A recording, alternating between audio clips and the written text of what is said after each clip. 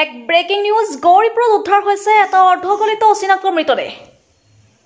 গৌৰীপুৰ ৪ নং ৱাৰ্ডৰ এটা পুখুৰীৰ কাষতে লাগি থকা বাউণ্ডাৰী ৱালৰ কাষত উদ্ধাৰ হয় মৃতদেহটো। ৰাইজে প্ৰত্যক্ষ কৰি গৌৰীপুৰ আৰক্ষীক খবৰ দিয়ে আৰু ঘটনাস্থলীত গৌৰীপুৰ আৰক্ষী উপস্থিত হৈ মৃতদেহটো উদ্ধাৰ কৰে। মৃতদেহটোৰ লগত এখন হুইল চেয়াৰ পৰি থকা ঘটনাই ৰাইজৰ মাজত প্ৰতিক্ৰিয়াৰ সৃষ্টি কৰিছে। মৃতদেহটো জগদীশ চন্দ্ৰ ৰায় নামৰ এগৰাকী শিক্ষকৰ বুলি জানি পৰা গৈছে। তেওঁ আছিল এজন প্ৰাক্তন শিক্ষক। বিগত ৫ মাহ পূৰ্বে প্ৰাক্তন শিক্ষকগৰাকী নিৰুদ্দেশ হৈছিল বুলি জানিব পৰা গৈছে।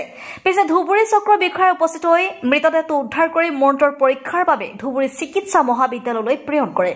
মৰণোত্তৰ পৰীক্ষাৰ পিছতে পৰিয়ালৰ লোকক গতাই দিব বুলি জানিবলৈ দিয়ে। এইটো আমাৰ এই বৰুৱাবেট্টি এৰিয়াত এটা আননোন স্কেলেটন এটা পোৱা হৈছে।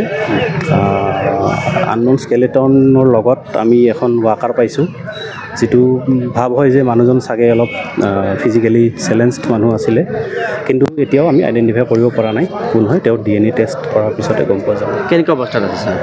কমপ্লিট মানে স্কেলেটনটো পৰি আছে, জাষ্ট আৰু এটা নেৰ' জেগা এটাত পৰি আছে। লগতে কিবা ঢাকি ৰখা হৈছে নেকি?